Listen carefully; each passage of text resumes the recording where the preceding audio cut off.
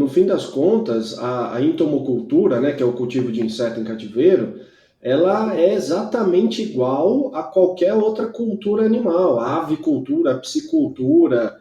Ninguém tem lá uma piscicultura cheia de tanque de tilápia, vai no rio, pesca um peixe e joga esse peixe dentro do tanque. Isso não se faz.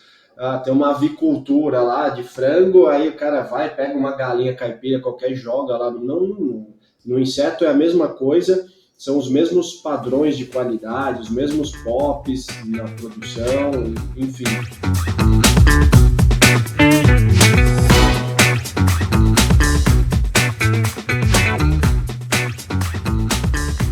Analisando os dados do canal, percebemos que cerca de 86% de vocês que assistem aos nossos episódios com frequência ainda não estão inscritos. A sua inscrição é muito importante. Ela ajuda o canal a crescer e permite que a gente continue produzindo episódios cada vez mais relevantes e interessantes para você. Então, se você gosta do nosso conteúdo, inscreva-se agora no canal. Isso faz uma grande diferença para o nosso trabalho. Muito obrigado pelo apoio e um ótimo episódio.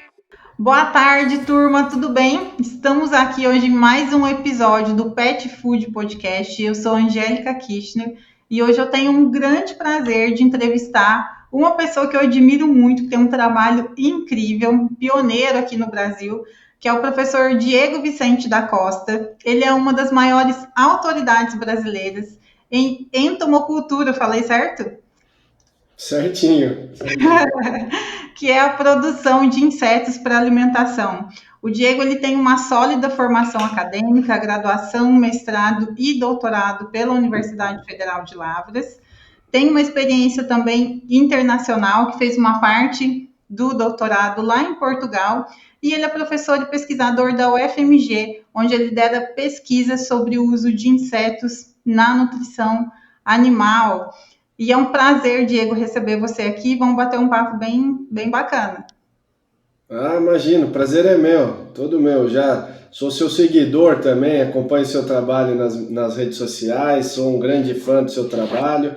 A gente se conheceu pessoalmente no último Congresso Brasileiro de Zootecnia, né? Último não, acho que foi penúltimo, né? Não lembro, enfim. A gente acho que foi penúltimo, foi Natal. É isso aí, Então, puxa, um prazer enorme estar aqui. Muito bom, também é uma alegria para a gente falar desse assunto. Eu sou suspeita porque eu sou uma entusiasta, né, da proteína de inseto, já desenvolvi alguns produtos de demonstração para a gente ver como que ia ficar, a palatabilidade e tudo mais. Ainda nada para o mercado, mas é importante a gente saber de várias coisas.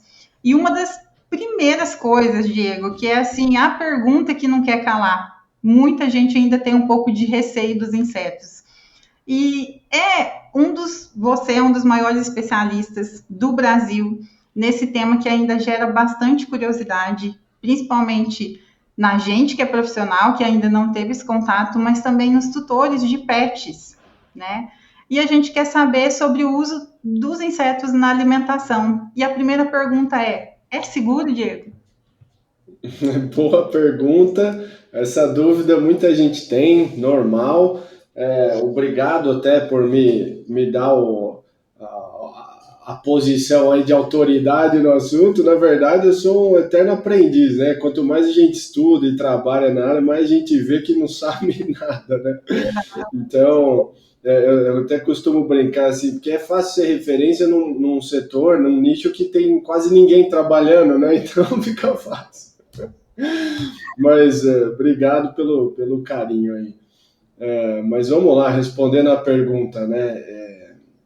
Inseto é seguro desde que criado em condições ideais, adequadas, né? Então, o relatório da EFSA, que é a Agência de Segurança Alimentar da Europa, que já liberou o inseto alimentício, inclusive para humano lá, né? Ela, no relatório técnico dela, está descrito que não tem diferença nenhuma em biosseguridade da matéria-prima insetos para outras matérias-primas de origem animal, farinha de vísceras, farinha de carne e ossos, farinha de penas e etc. Então, elas estão todas no mesmo patamar de biosseguridade. A diferença é que o inseto ele é cultivado em cativeiro, então a gente não está falando de inseto extrativista, né, que pega na natureza e põe no pote de ração dos animais, não é esse tipo de inseto que a gente está falando. Então, é importante que a empresa produtora de inseto siga os padrões de exigência para grau feed, né, dessa matéria-prima. Então,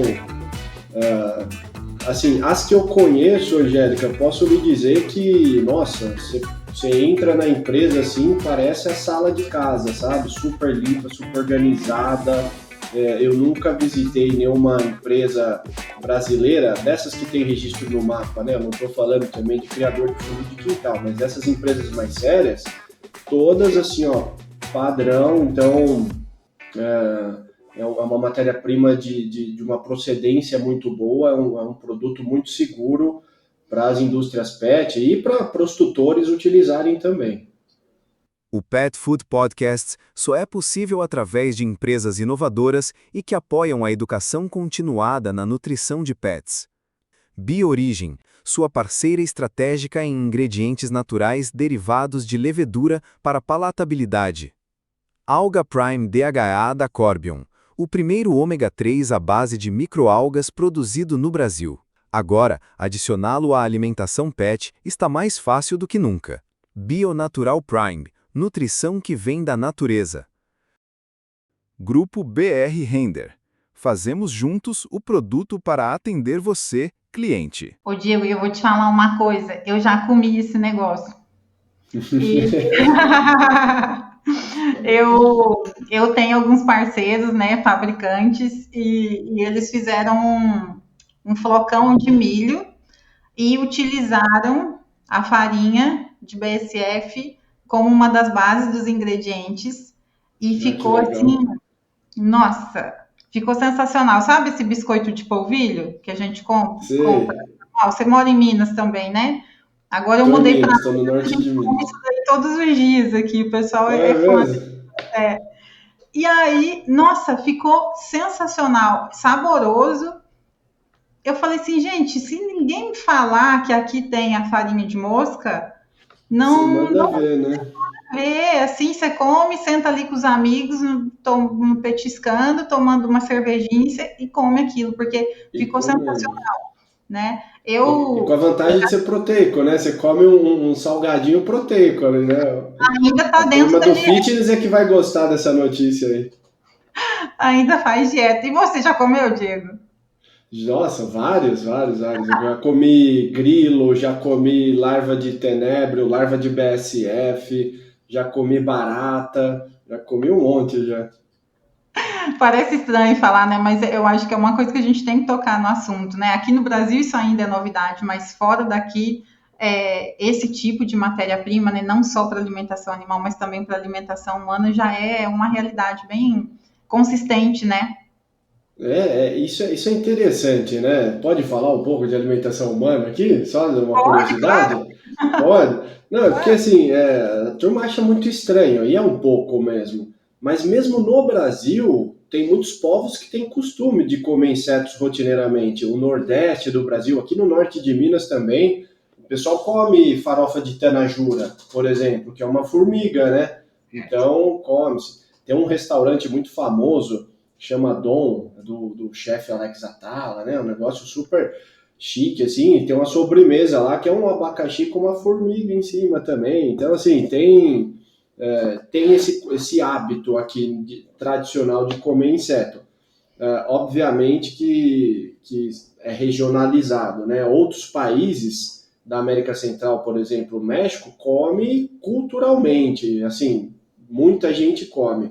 Tem uma conta que o pessoal faz aí que parece que em torno de 2 bilhões de habitantes no mundo comem inseto rotineiramente, né?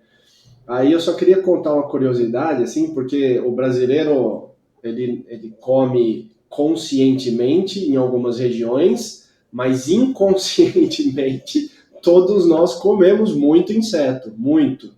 Tem uma estimativa, né, da Anvisa que o brasileiro come 2 quilos de inseto por habitante por ano. Cada um de nós come em média 2 quilos de inseto por ano. Já pensou? E a pessoa nem faz ideia, né? Estamos tudo vivo aí, tudo feliz, tá tranquilo. Esses insetos, claro que não são adicionados intencionalmente no produto, ele está misturado no fubá, na farinha de trigo, café tem muito, chá tem muito, chocolate tem muito, molho de tomate tem muito. Aliás, molho de tomate a Anvisa permite até fragmentos de pelos de roedores. Barbaridade, né? A galera toda come, não tá nem sabendo, mas não é desse tipo de inseto que a gente quer também, né? A gente quer o inseto criado em cativeiro, adicionado com uma intenção, com um objetivo no alimento, né? Para agregar alguma qualidade nutricional, alguma propriedade alimentícia, enfim. É desse inseto que a gente tá falando. Por isso que eu faço meu molho de tomate, viu? Aí, ó, perfeito.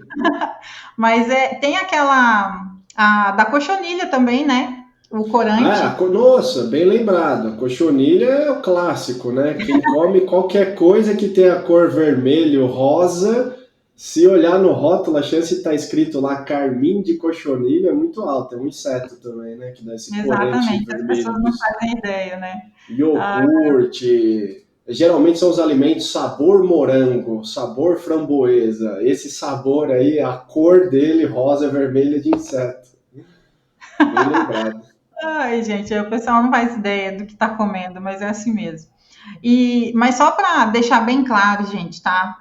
A gente está falando aqui, acaba soando engraçado, mas existe um controle de qualidade e existe também uma regulamentação para a utilização de insetos, né, aqui no Brasil. Então, a gente tem o Ministério da Agricultura, que fiscaliza isso, e nada do que não está permitido pelo Ministério da Agricultura a gente pode usar na alimentação animal. Inclusive, isso tem muito a ver com a próxima pergunta que eu quero te fazer, Diego, que é em relação a quais insetos são autorizados para utilização no pet food ou, né, na alimentação animal de maneira geral aqui no Brasil.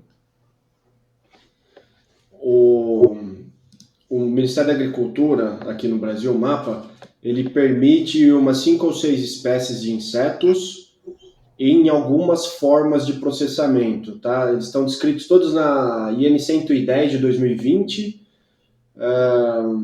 De cabeça aqui, vou citar algumas, tá? Pode ser que eu esqueça alguma, mas que eu me lembro aqui. A larva de mosca soldado, que é o carro-chefe aí da nutrição do inseto alimentício, né, para nutrição animal, em forma de larva inteira desidratada, em forma de farinha integral e farinha desengordurada. A larva de tenebro, que é um besouro, também é permitida. Também a mesma coisa, larva inteira desidratada em forma de farinha integral ou desengordurada. Grilo preto, barata cinérea, crisálida de bicho da seda, também Mas pode. Tem mais do que eu imaginava. Tem algumas. A barata de Madagascar, eu não tenho certeza se está nessa IN 110 ou não, mas ela é muito comum na nutrição de pets não convencionais, né? Pessoal que dá alimento vivo para os animais, enfim, ela é muito comum também. Então tem lá umas 4 ou 5 espécies permitidas. Vale a pena mencionar que nem todo inseto é alimentício, né? Então, para que os tutores aí de cães, de gatos, não peguem qualquer inseto na rua, no quintal de casa e forneça para os animais, porque nem todo inseto é alimentício. Alguns podem ser até venenosos, tóxicos, né? Então, é só para ter esse cuidado, né? Com certeza, né? Porque, como o Diego falou antes, gente, esses insetos que a gente utiliza na alimentação animal e na humana também, eles são criados em cativeiro, né? Não dá para pegar um inseto na natureza e introduzir ele num criatório, não é assim que funciona, porque isso aí pode até trazer doenças para os outros insetos que estão ali em cativeiro, né? Exato. No fim das contas, a entomocultura, né, que é o cultivo de inseto em cativeiro, ela é exatamente igual a qualquer outra cultura animal, a avicultura, a piscicultura. Ninguém tem lá uma piscicultura cheia de tanque de tilápia vai no rio, pesca um peixe e joga esse peixe dentro do tanque. Isso não se faz. Tem uma avicultura lá de frango, aí o cara vai, pega uma galinha caipira qualquer e joga lá. No inseto é a mesma coisa, são os mesmos padrões de qualidade, os mesmos POPs na produção, enfim. E é legal mencionar também porque tem essa questão cultural aqui no Brasil, né, principalmente pet, porque animais de corte, frango, peixe, suíno e tal, os produtores, eles pensam muito em conversão alimentar, ganho de peso e beleza. Se o animal comer a proteína de inseto e a sua dieta convencional ganhou mais peso, conversão alimentar ficou melhor, tá lindo. Em nutrição pet não é assim tanto, né? Enfim, a dona de casa tem lá suas exigências para o animal dela e tal. Então, dentro disso, vale a pena mencionar que os cães, eles são insetívoros por natureza. Então, tem até alguns artigos publicados aí de animais selvagens, canídeos selvagens, que ao fazer estudo de conteúdo estomacal, alimentar, 40%, 50% da dieta desses animais são insetos, né? Nossa. De gatos, mais ainda, né? Os felinos, mais ainda. Então, inseto faz parte da alimentação natural dos cães e gatos, né? Então, não precisa ter receio, não precisa, isso daí vai fazer mal, não vai, é o que ele come na natureza, tá? Enfim, as dietas, eu vou até falar uma coisa aqui com a licença poética, mas se a turma soube, se os tutores, porque quem é técnico da área vai entender o que eu estou falando 100%, mas quem não é, tipo assim, se minha mãe estivesse ouvindo a gente aqui, ela ia falar, nossa, não acredito, mas inseto é nojento, pode até ser para algumas pessoas, mas e se eu falar que também um dos principais ingredientes é farinha de víscera de frango? Também não é apetitoso do ponto de vista de ser muito palatável para a gente, né? Farinha de pena hidrolisada, farinha de carne. Os ingredientes da dieta, é porque a turma tem o costume de comparar com o que a gente come, né? Arroz, feijão, bife, salada. Então, se sair, se sair disso... Mas o animal, ele come outras coisas, né? O hábito alimentar dele é diferente do nosso. Então, o inseto está super dentro. Inclusive, alguns estudos já demonstram que os animais que se alimentam de insetos, eles aumentam os parâmetros de bem-estar. Diminuem os hormônios do estresse, estimulam o instinto de caça, trazendo essa questão de ambiência, né, de enriquecimento ambiental, enfim, então tá tudo dentro da normalidade. Há mais de 20 anos, a Biorigem é parceira estratégica para desenvolver alimentos de qualidade para pets.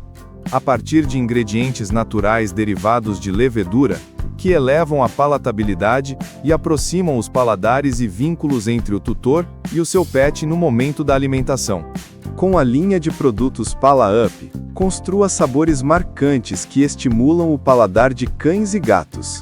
Saiba mais em biorigem.net e fale com nossos especialistas.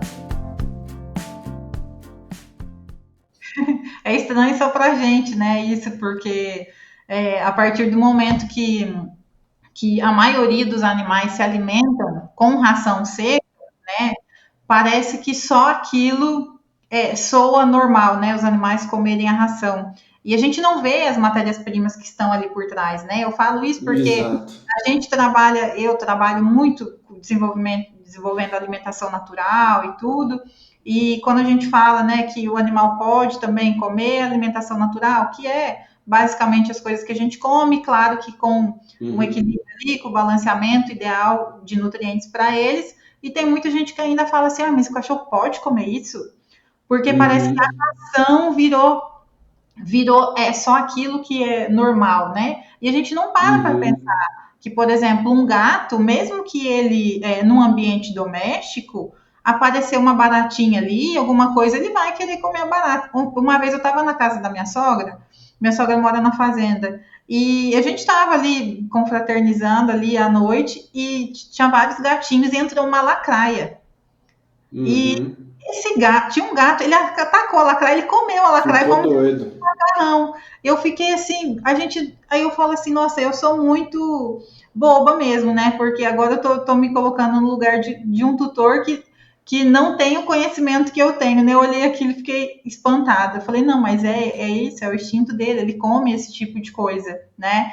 E aí você Exato. falando também desse comportamento dos canídeos, né? Eu assisti um documentário também falando sobre os. Ai, gente, agora me fugiu. Nos coiotes. Os Ah, coiotes. sim. E aí falando sobre o quanto também eles caçam os insetos. Porque caçam assim, né, entre aspas, porque como eles vivem num ambiente onde tem mato assim, da altura mais ou menos deles, eles vão observando esses insetos e eles vão comendo principalmente em lugares onde ou em momentos que tem uma certa restrição de pequenos roedores, de animais que Sim. eles consumiriam ali, mas eles também comem outras coisas, por exemplo, raízes, né? Que as pessoas nem imaginam, né? Que um canídeo pode comer raiz. Outro dia eu estava lendo um Uhum. artigo sobre um canídeo também carnívoro, agora eu não vou me lembrar exatamente a espécie, e ele estava forrageando uma planta que ela solta um néctar, isso é na Etiópia, e ele tava fazendo o papel que os pássaros fazem, que é levar a semente dessa planta que ela já estava em extinção, isso é um parque protegido, né? E ele estava Uhum. forrageando essa planta porque ela é doce, né? A gente sabe que os canídeos eles têm o paladar para doce, né? Diferente dos gatos. E eles estavam Uhum. preferindo se alimentar dessa planta, né? Dessa flor e forrageando e levando néctar e polinizando outras plantas, né? Então, assim, a gente nem imagina, né, que os animais têm esse tipo de comportamento. A E gente se esquece, né, da natureza, da biologia do animal, né? A gente se esquece, mas é super. Nossa, o que você falou é muito legal, porque é parte da natureza dele. exatamente. Mas eu quero entrar num assunto um pouquinho mais, digamos, técnico com você agora, que é assim que muita gente, eu particularmente ainda não tive a oportunidade de visitar uma criação de insetos, né? E quando a gente pensa nisso, né, a gente pensa assim que parece que é algo que está saindo de um filme, né, de ficção científica, né? A criação de insetos para alimentação.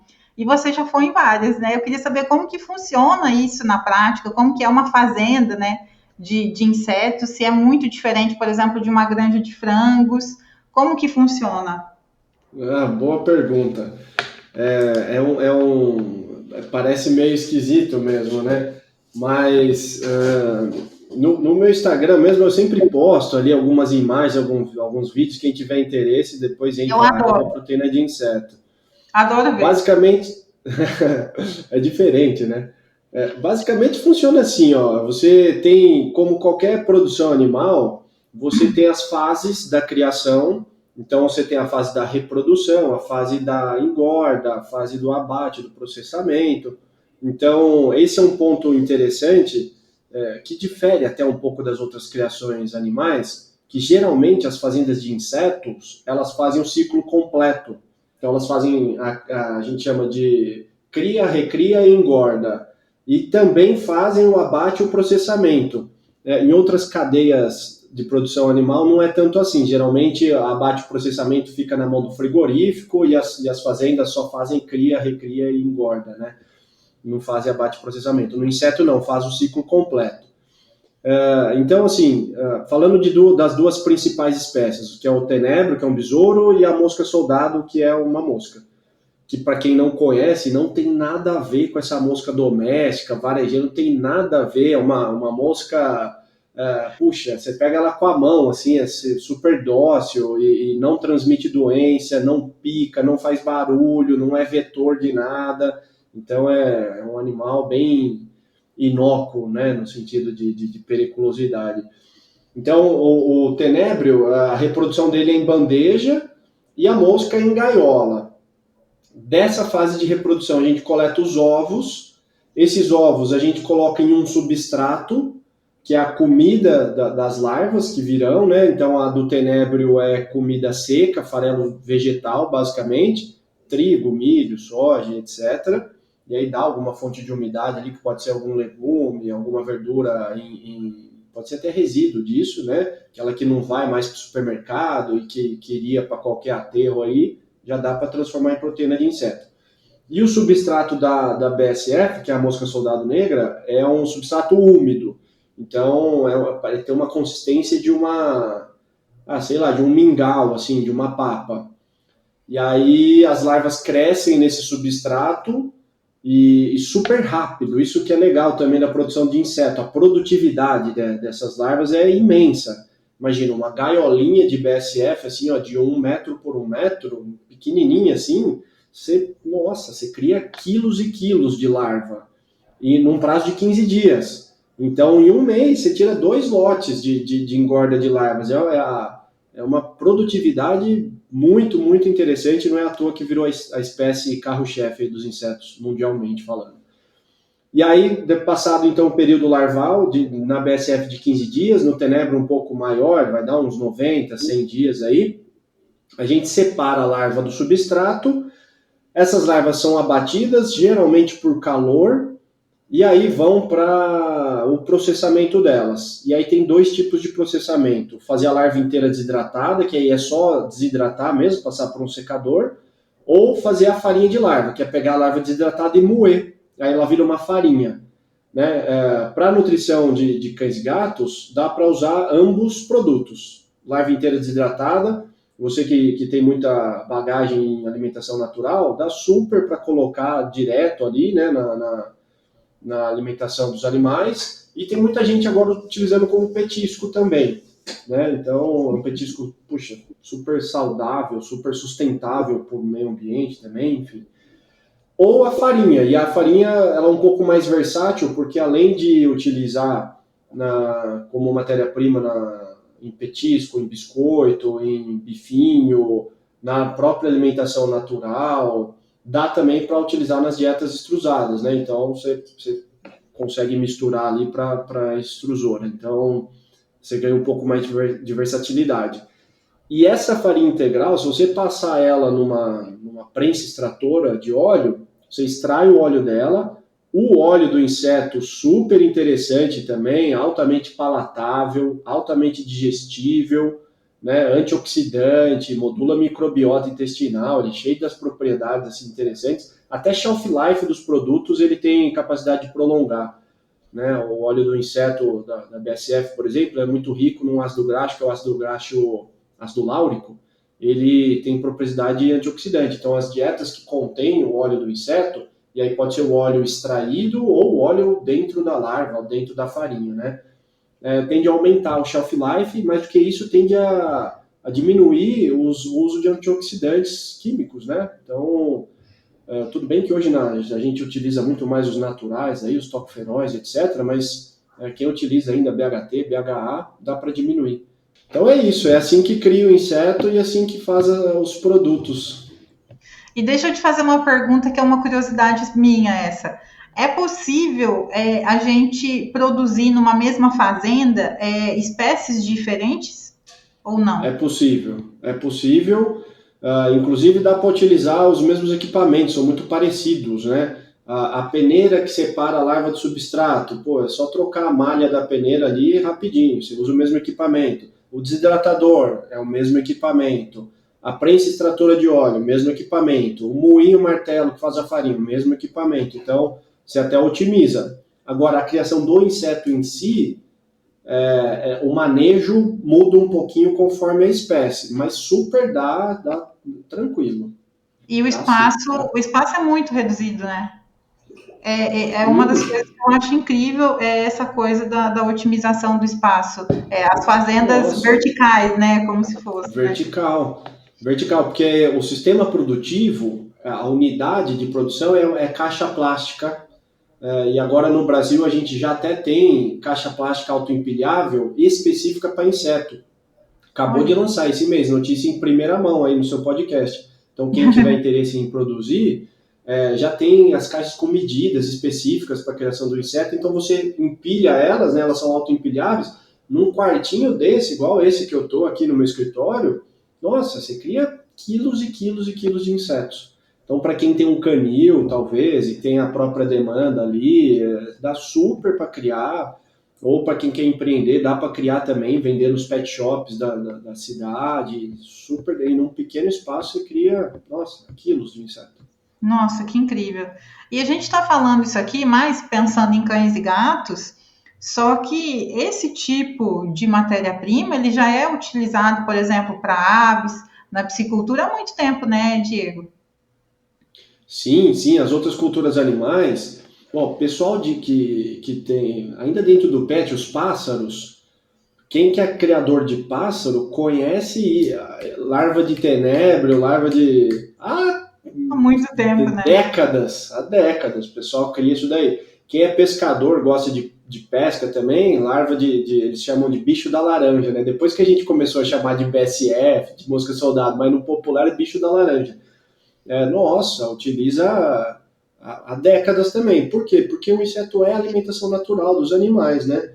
Então, é muito conhecido aí, o conhecimento popular, nossa, muita gente conhece.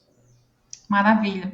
E você tocou num assunto ali que eu acho que é bem nos dias que a gente está agora, tem se falado muito, né, que é sobre a sustentabilidade. E o que os insetos oferecem em termos de nutrição para cães e gatos, que é uma coisa que você já até comentou um pouquinho, mas eu queria que você abordasse um pouquinho mais. E se eles são apenas uma fonte de proteína ou se eles também podem trazer outros benefícios, né? Além da sustentabilidade que você já mencionou ali.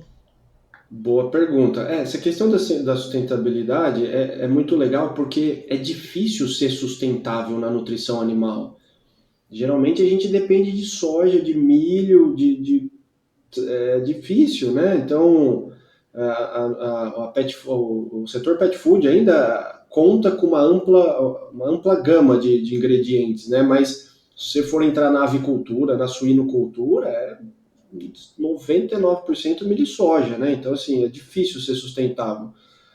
Mas mesmo no pet food, né? A gente ainda depende muito dos resíduos da indústria de graxaria, né? Da indústria de frigorífica, enfim. Então, mesmo assim, é difícil ser sustentável. E o inseto, ele vem com essa marca da sustentabilidade, né? A gente já falou de espaço, ele requer uma área muito pequena, ou seja, você consegue produzir uma proteína de alta qualidade nutricional sem usar muita terra, sem precisar desmatar, sem precisar impactar biomas e etc. Eles também emitem muito menos gases do efeito estufa para serem produzidos, eles consomem muito menos água do que outras espécies animais. Então, a sustentabilidade, inclusive, ele permite que você produza uma proteína de alta qualidade em lugares remotos, onde não chega tão barato, às vezes, outras fontes de proteínas. Vai lá para o sertão do Nordeste, puxa vida, lá a soja chega cara. Enfim, você consegue produzir inseto in loco para os seus animais. Isso é bastante interessante. Mas, do ponto de vista nutricional, o inseto também é muito legal. E é por isso, obviamente, que ele chama a atenção, né? Ele é altamente proteico, então, para a gente tomar... Eu vou colocar tudo numa média geral, para não ficar pegando pormenores, assim, mas numa média geral, ele vai ter aí de 47, 46 até uns 52, 53% de proteína bruta, com uma digestibilidade de quase 90%. Então, a gente até fez alguns ensaios de digestibilidade em cães, digestibilidade de 86, 88% da proteína, né?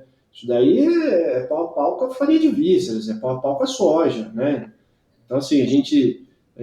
soja, farinha de vísceras a Ferrari aí dos ingredientes, né? Se empatar com a Ferrari, você, né, tá muito bem. Se empatar, ganhou, né? E mais ainda, se comparar com uma soja, por exemplo, o inseto tem muito mais metionina, né? Então, ainda as formulações ainda vão economizar na adição dos aminoácidos cristalinos, né? Por exemplo, a metionina, que que é um dos principais aminoácidos limitantes aí para a nutrição animal. Então, esse é um ponto interessante. Além disso, ele tem um perfil lipídico interessante também, né? Eu já falei do ácido láurico, que é esse lipídio antioxidante, modulação da microbiota. A quitina, ela tem um perfil de mineral também, vitaminas, muito legal também, e tem a quitina. A quitina, a turma ainda fica em cima do muro, né? Se é bom, se é ruim. A verdade da quitina é uma só. Quitina é uma fibra. Animais monogástricos não digerem fibra, mas é necessário que tenha fibra na dieta. Então, resumindo a prosa, é assim, ó, se tiver muito, diminui a digestibilidade. Se tiver um pouco, é bom, né? O fato é que a maioria dos animais de produção, inclusive cães, tem uma capacidade, ainda que limitada, mas tem, de hidrólise dessa quitina.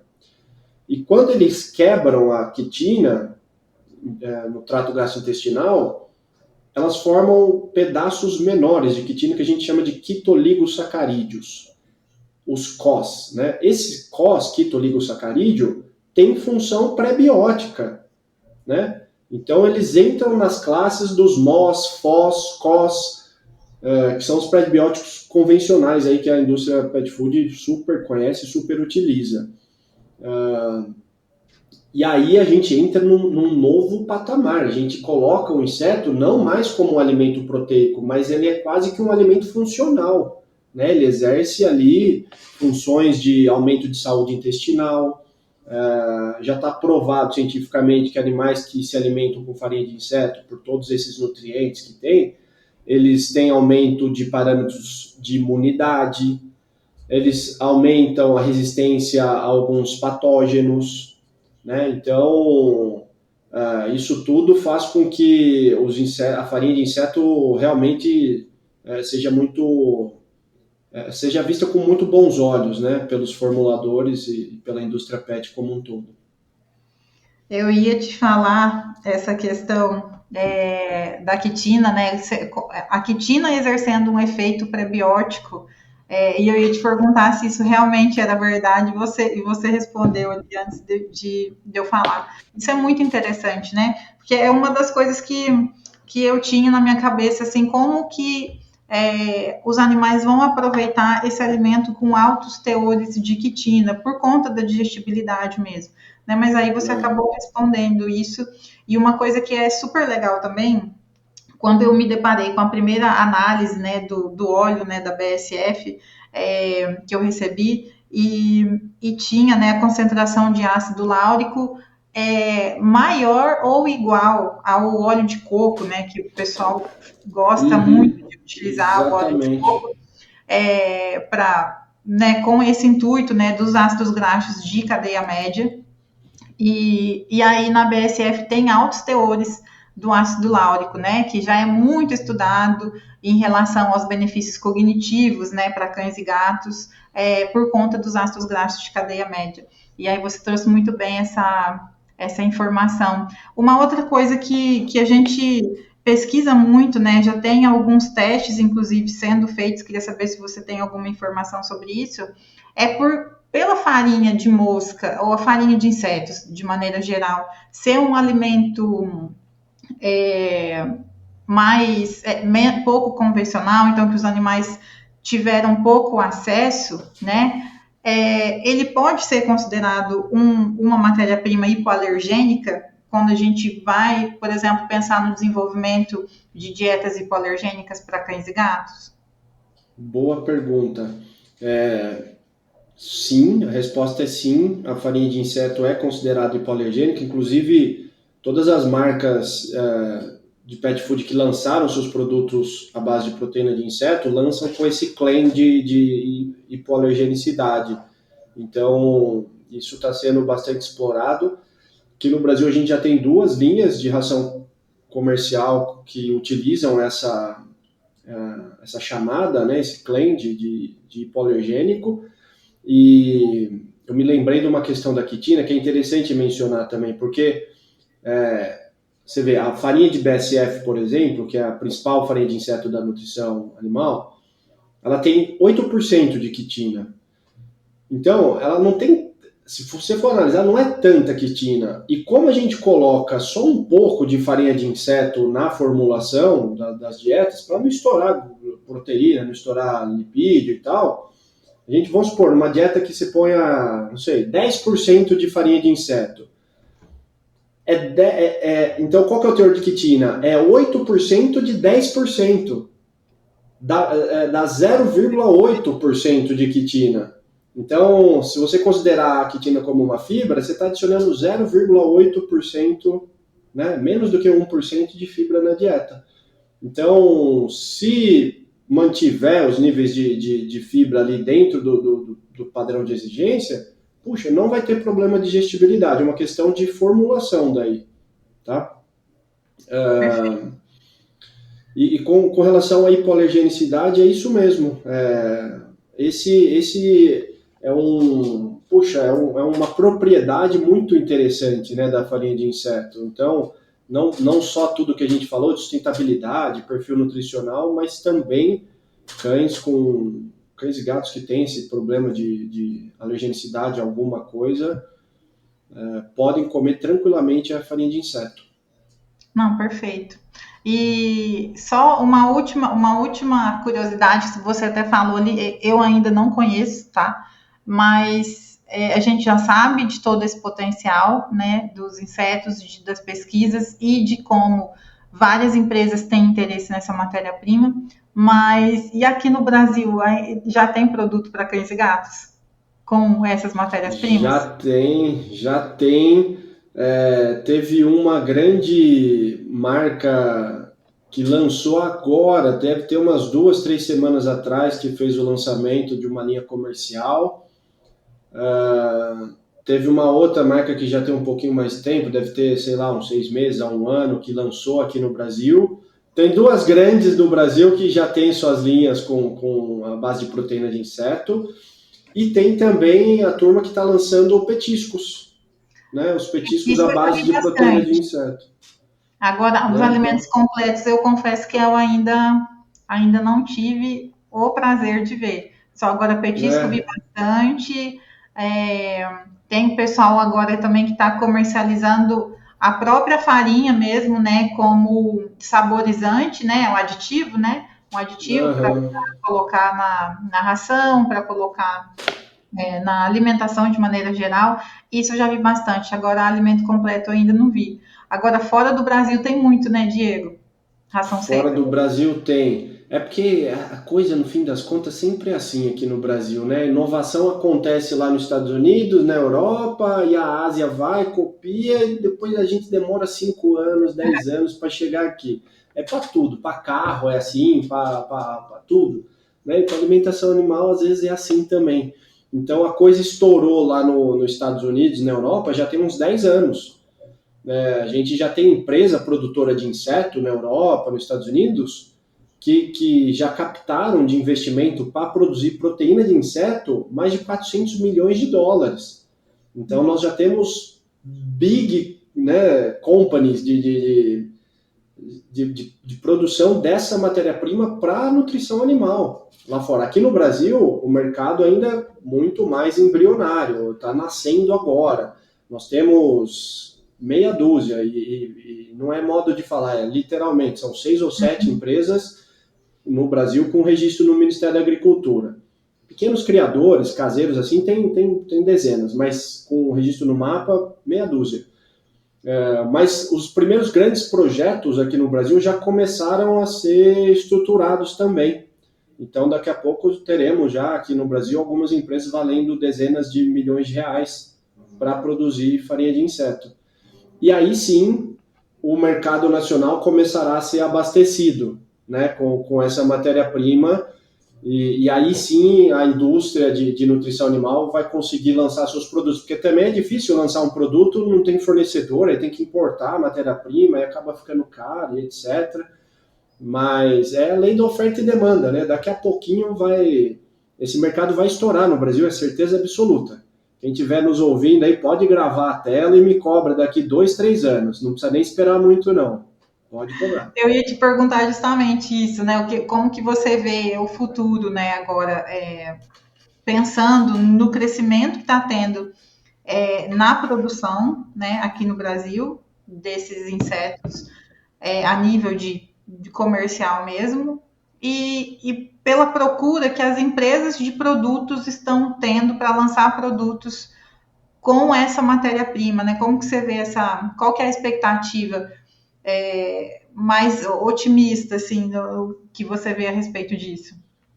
Não, isso é muito legal. As principais empresas de pesquisa de mercado do mundo lançaram seus reports já sobre o mercado de proteína de inseto, né? E todas elas meio que chegaram no mesmo número, que o mercado de proteína de inseto vai crescer mundialmente a uma taxa de mais de 30% ao ano.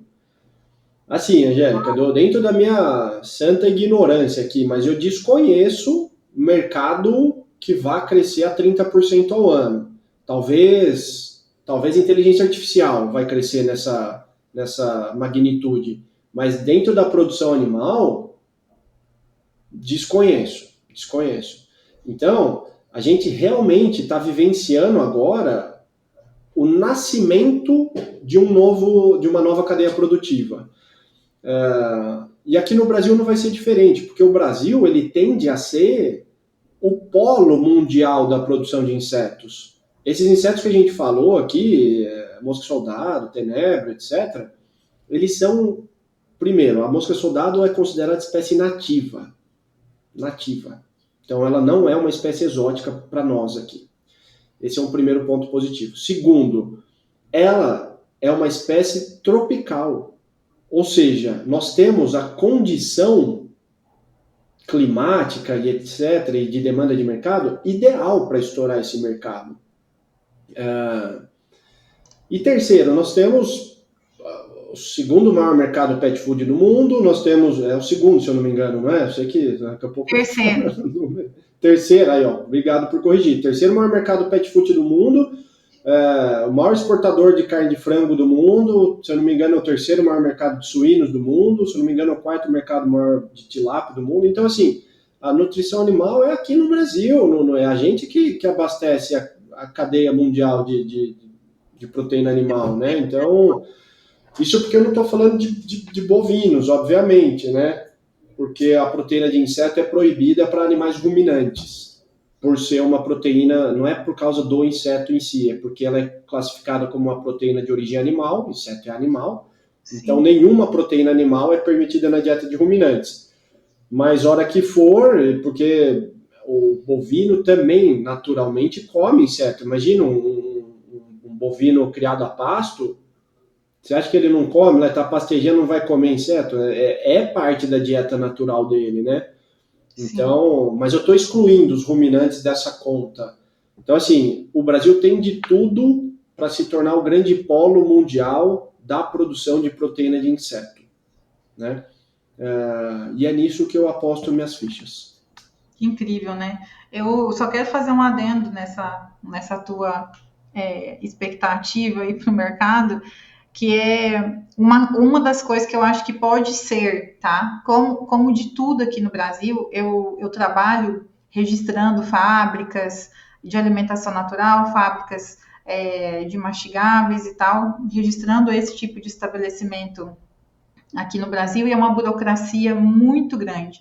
Eu acho que hoje um dos grandes gargalos, assim, de pessoas, né, que empreendedores, que não são investidores, são pessoas que acreditam naquilo ali, querem empreender no setor e acabam desistindo por conta de tamanha burocracia, né, que é o registro de estabelecimento, muitas taxações, né, muitas taxas, né, para você conseguir regulamentar a tua empresa, para você andar direitinho, né? Eu sempre falo que empreender no Brasil é assim, para os fortes, né? Porque são guerreiros mesmo, né? Os empreendedores, né? Fabricantes, né? Que aí precisa de muita gente para trabalhar, enfim. Então eu acho que esse pode ser um dos gargalos, e eu acho que pode ser por isso que o Brasil ainda não é né, o primeiro, né, em vários setores. É isso, Eu acho que é é esse que é um dos isso. pontos. Eu Mas, ainda somaria a um elemento, além dos gargalos burocráticos, além dos gargalos tributários, eu ainda somaria a questão, falando de inseto, né? Ainda nós não temos mão de obra qualificada. Se a turma quiser contratar alguém que entenda de inseto no Brasil, é difícil. Estou trabalhando arduamente para formar essas pessoas, seja aqui na universidade onde eu leciono, seja nos cursos online. A gente está tentando formar um corpo técnico para impulsionar esse mercado aqui no Brasil, porque é necessário. O custo do capital também é muito caro aqui. Se você, vou montar minha criação de inseto para explorar o mercado pet, tá bom. Aí você vai no banco para captar lá 500 mil, 1 milhão, pô, você pega uma taxa Selic a 15%, sabe, é muito difícil fazer a coisa rodar aqui no Brasil. Então, concordo 1000% com você. Era para a gente estar muito mais avançado, mas o cenário ele não é propício, né? A sorte é que o brasileiro é bom de jogo, o brasileiro é resiliente, vai para cima ó, e eu é acho que vai dar incrível, né? certo. Todo brasileiro nasce marqueteiro, né, já, porque, assim, Exato. é incrível a capacidade, né, de extrair, às vezes, água de pedra, né, porque a gente vê cada situação aí do mercado de maneira geral, né, a gente está falando aqui de um setor da proteína animal que inclui várias cadeias, né, então, assim, o pessoal é guerreiro mesmo, e a gente tem que aplaudir eles, né, porque estão de parabéns, estão de É parabéns aí verdade, pela persistência. concordo. E esse negócio de inseto também tem uma questão, porque por estar na janela de inovação, eu digo janela porque ela é temporal, né? Daqui a pouco não é mais inovação, mas empreender na inovação, ela traz o bônus de você ser um dos pioneiros, de pegar um mercado totalmente aberto, mas ela traz o ônus como eu diz, o mato tá alto ainda, você tem que dar uma capinada, né? Então, quando eu comecei nesse mercado, nossa, não tinha equipamento para inseto no Brasil, ninguém nunca tinha ouvido falar, você ia trocar figurinha com algum colega para discutir algum caso, ninguém sabia nada de nada, eu tinha que trocar ideia com chinês. Então, você chegava para o mercado e falava, não, proteína de insetos, cara, que nunca ouvi falar. Aí agora o nível de consciência está aumentando, né? A coisa está ficando um pouco mais conhecida, a gente já encontra uma indústria de fomento à produção de insetos, fornecendo equipamento, as caixas plásticas que eu acabei de falar, específicas para a criação de insetos. Então a gente já está começando a pôr a roda para girar, né? Mas ainda estamos na janela de inovação. Então tem que ter fibra Tem que para aguentar o entrar. arroz, né? Tem que ter couro aí, porque senão não aguenta, não. Exato. Gente, é isso. Diego, eu queria te agradecer demais por ter aceitado esse convite. Mas já, puxa, passou O rápido. pessoal dá 1 hora só pra gente conversar aqui, senão eles começam a cortar aqui a nossa. Nossa, Então passou não tá o rápido. tempo do Parece que faz podcast 15 aí, tá vendo? minutos.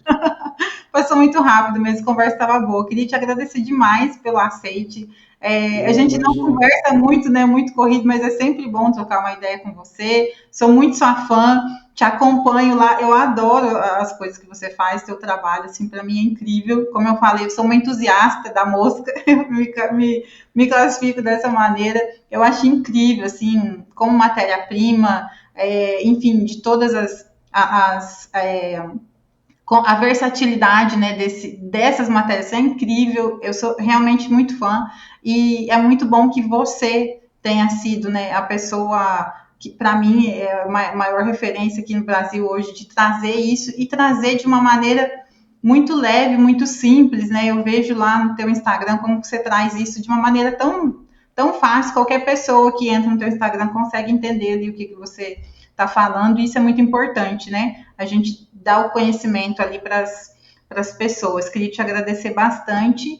E é isso, e agora fica para uma próxima. Vamos achar uma nova oportunidade aí para você vir bater esse papo com a gente. Nossa, eu que agradeço, imagina, saiba que a recíproca é totalmente verdadeira, também sou seu fã, acompanho seu trabalho, aprendo muito com você, muito obrigado pelo convite e obrigado a todo mundo aí que nos acompanhou nesse podcast. É um prazer enorme. Pessoal. Tchau, tchau, até a próxima.